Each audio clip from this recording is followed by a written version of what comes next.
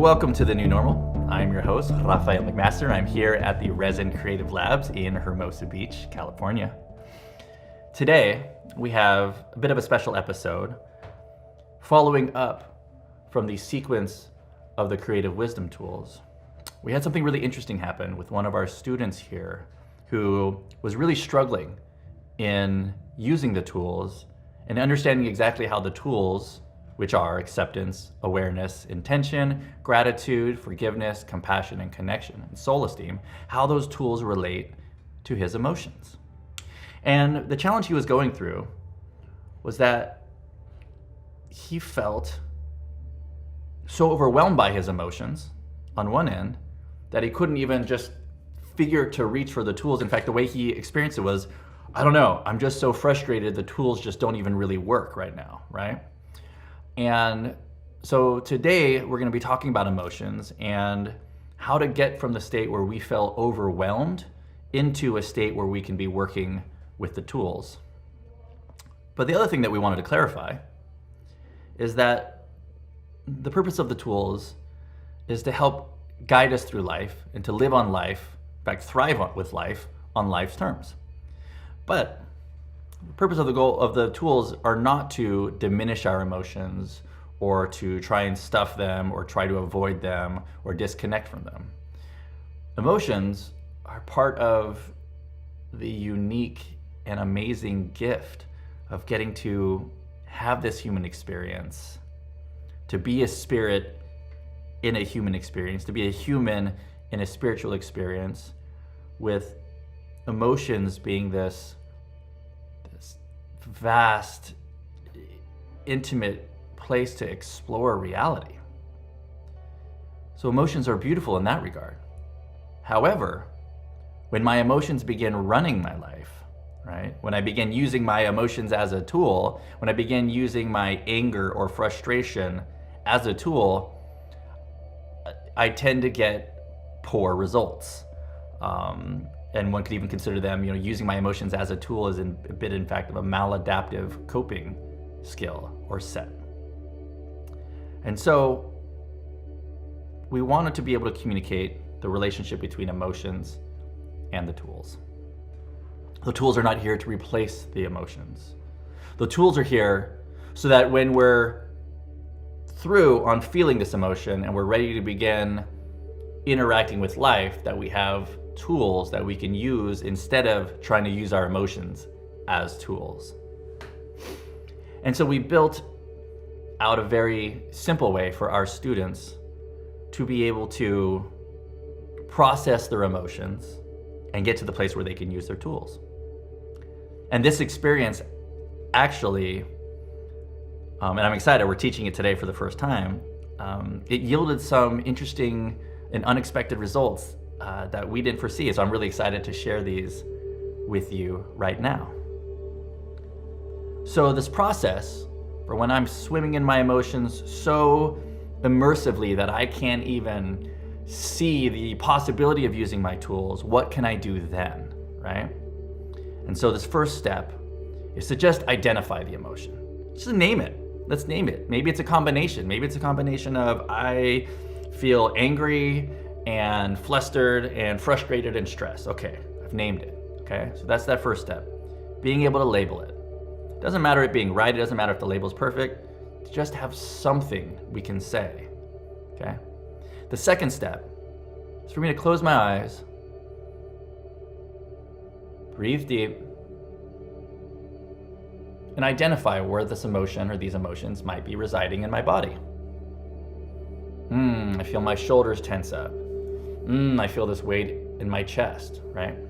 Now, it doesn't matter that we nail a specific place. I might feel something in a couple different places. What this does, it begins to create space and separation between me and the emotion. By labeling it and trying to identify where it might be residing, I am no longer swimming inside my emotion. I have labeled it, packaged it, and created space as the observer between me and the emotion. So this isn't so much about nailing with perfection the exact name of the emotion or the exact location where it does or doesn't reside. It's a bit of an abstract exercise. What it does do is it puts some shape around it and it says this thing is over here. That way I can view it from the position of the observer. So, right, naming it first. Where does it reside? Okay. And now that I've created space from it, when I'm ready, I can pick up the tools, namely tools of compassion, forgiveness, acceptance, and self-empathy, right? And the formula that we like to teach our kids around self-empathy to make it really easy to witness oneself is I feel blank because I want blank, right? So, I feel frustrated because I want my friends to be nicer to me. By just saying it in that formula, I feel frustrated because I want my friends to be nicer. For starters, I feel heard. Even if nobody else hears me, I feel for myself, I feel witnessed, I feel heard. Okay. Secondly, it makes me realize I'm suffering because, in this case, I want other people to behave like I think it should go. I am trying to control the outside world. But going back earlier, particularly to the tool around acceptance, where I have an inside world and an outside world, and I'm the one who controls my inside world, but higher power or universe or laws of science, the bigger experience, that's what controls the outside world. So in this case, I'm suffering because I'm trying to control the outside world. I'm trying to control how other people are behaving. And when I do this exercise of self-empathy to help me sit with my emotions, I tend to realize I'm generally feeling stressed or frustrated because the outside world and other people aren't doing it the way I think they should. And I have expectations. Those expectations aren't being met, therefore I don't feel good. And just by witnessing it, I go, okay, well, I don't know how much sense that makes. Let me go ahead and loosen my grip on this stress, on this suffering. The third thing it made us realize is the amount of relief I get from just witnessing myself, giving myself that self-empathy. Okay, but here was the bit of the aha. We realized that if art is the language of the soul, okay, art is the language of the soul, then is doing art an act of self-empathy on a soul level, on a spirit level, right? If art is the language of the soul, then is doing art, in a sense, talking to myself, talking through and processing these emotions. And so if we tell these kids, here's this 3-step process, label the emotion, try and identify or imagine where it could reside in your body as an exercise to help create space between you and the emotion. And when you're ready, pick up the tools, acceptance, forgiveness, compassion, empathy. Pick up the tools to move on from the emotion when you're ready. Okay, well, between 2 and 3 is this potential gap. What do you do if you're not quite ready to let go of this emotion? What do you do if you're still swimming in it? Yes, I've labeled it. Yes, I've tried to locate it in the body, but I'm just still too frustrated. Didn't you see what they did to me? I'm still upset.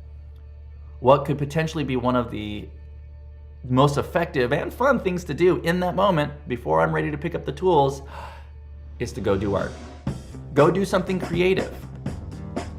Not only does it pull you into the moment, is it fun, not only is it fulfilling, but as the language of the soul, I am sitting with, honoring, and creating self-empathy on a spiritual level through my art practice.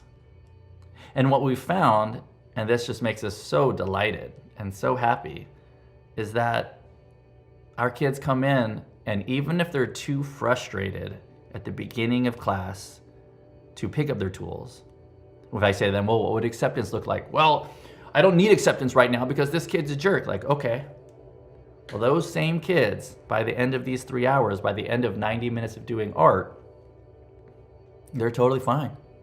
They've processed it. They've moved on. They're in a flow state, right? And so what that helps further illustrate to me, something that I already kind of intuitively hoped for and knew to a degree, is that art and creativity really is this amazing way of processing emotions, giving us the opportunity to both sit with and honor our emotions and process them so that we can move on and use our tools. And so with that, I'll close up this talk about emotions. Our goal here was to help illustrate the relationship between emotions and the creative wisdom tools. And I wanted to say this today because today we're teaching it for the first time, so we're just excited about this new understanding of art and creativity as the language of the soul. That by doing it, we are in fact creating the opportunity for us to process emotions and create self-empathy on a spiritual level through an actual physical practice and action.